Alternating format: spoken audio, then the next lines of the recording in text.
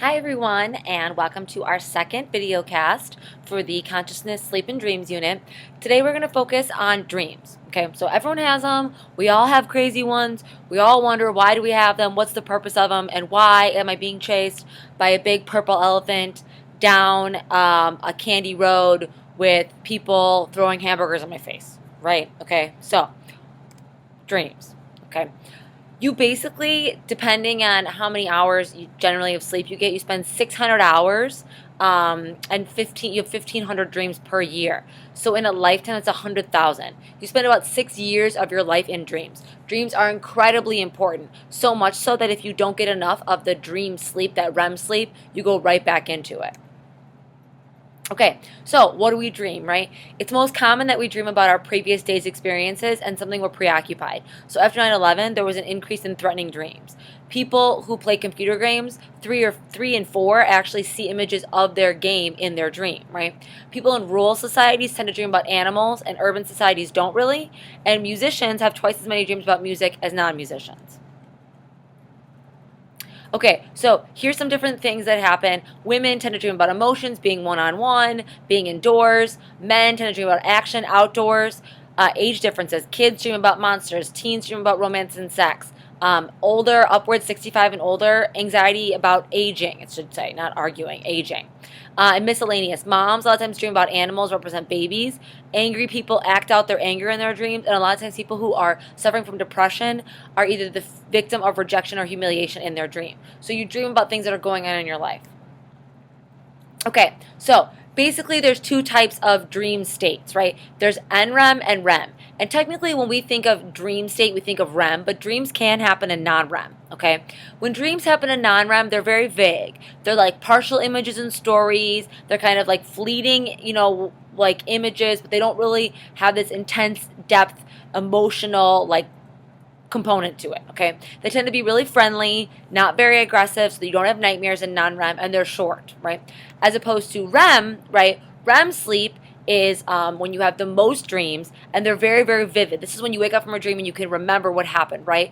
They're more aggressive, so you tend to have more negative dreams during REM sleep, and they're more emotional or goal-oriented. So it's like you're trying to achieve something in your dream, and they're longer than non-REM. So you dream in both non-REM and REM, but the dreams mean different things, and REM sleep is when you have the most dreams.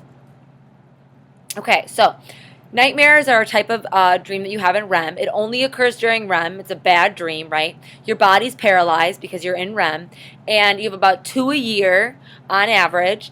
They can be related to anxiety and depression, and kids who have a lot of nightmares, they actually are known to have more creativity, right?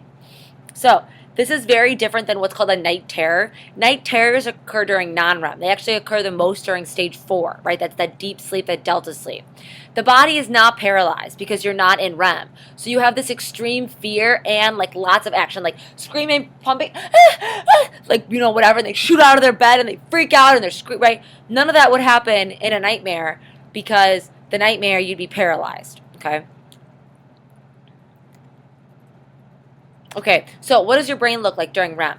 Well, first of all, your primary visual cortex shuts off. So that's your occipital lobe. So you generally don't have any vision, right, which is why your eyes aren't open. Your frontal lobes also kind of turn off a little bit. They slow down. There's less blood flow there. And that's why you're able to have these irrational, weird dreams that don't make any sense. And your limbic system is highly active. That's why your dreams are extremely emotional, okay? The purpose of REM is for a couple of things. One, it helps with memory. So when you learn something and then you go through REM, you actually remember it better. They do this by having people play video games, have them sleep, show that during the sleep they went through REM, and they play the video game again and they're better at it, right? It also like consolidates your memories, so it kind of puts them in order. Okay, you sleep more, or you have more REM when you're learning something new. You spend longer amounts of time in REM, and if you don't get REM, you actually don't learn things as fast, and you tend to go back right into REM, okay? Your brain looks very similar as to when you're wide awake, okay? And this helps grow neural connections. So, a couple of theories of why we dream. The first is Sigmund Freud. Remember, Sigmund Freud is that psychoanalytic, right? He's very obsessed with the unconscious, sex, anger, all those hidden things. So he thinks basically dreams are your hidden urges and wishes. And a lot of them have to do with sex and aggression, right? And that your dreams serve as a safety valve. So all the stuff that you wish you could say and do and think about during the day and you can't, you dream about it as in order to get rid of it and to deal with it, okay? He believed that dreams have two parts: manifest, which is like the actual image of the dream. So for example, if you dream that you're in a car crash, the manifest meaning is that you were in a car crash. It's the surface. And then what he really cared about was that latent content, that like dreaming about being in a car crash, the car represents this and the crash represents loss of control, and really you feel like your life is spiraling out of control. So it's like the hidden meaning behind the dream, okay? Second theory, information processing theory. This basically says that your dream reflects what happened to you that day, right? And some of the ways that they show that this is possible is through dream incorporation. So what happens is that things that actually go on in your environment can influence your dreams. So if they spray you with water while you're dreaming in an experiment, they find that a large majority of people then have dreams either going to the bathroom, being in the rain, swimming, something with water. We've all had this sometimes where our phone is ringing outside, like if you use your phone for your alarm, but then all of a sudden in your dream your alarm's going off, so you like are dreaming about it even though it's outside of your dream, okay? Music playing, dog barking, all of these things. So you can actually incorporate things from outside of the dream environment in your everyday life, like in your room, into your dream. Okay, the third theory is activation synthesis theory. This really says that basically dreams have no meaning, that your neurons are just firing randomly, and your brain like takes those randomly firing neurons and memory fragments and makes them together in a story, and that your emotions and sensations are triggered by your amygdala, and basically what you do is you make a meaning out of all of it. So you have emotions firing, you have neurons firing, you take all of it, you put it into a story. It doesn't have any hidden meaning like Freud thought. It's just a bunch of random things that you make sense of, and the meaning just comes from your own mind and the way you put it together.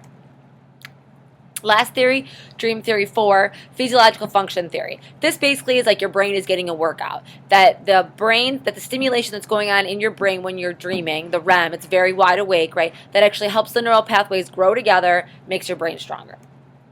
So why don't you remember your dreams? 1, your frontal lobes are inactive. Say.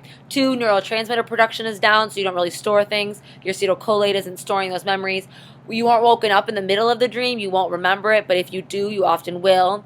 Meaning enhances recall, so dreams are often bizarre and don't have a lot of meaning. If dreams are really emotional, you often tend to remember them more, right? Your daily life kind of takes precedence over your dreams, so the minute you wake up, you start thinking about the things you have to do, and that kind of cuts in front of the dream. And it's difficult to remember anything going on during sleep because you weren't paying attention, right? All right, that's all for now, AP Psychos, and remember, psychology is flippin' awesome.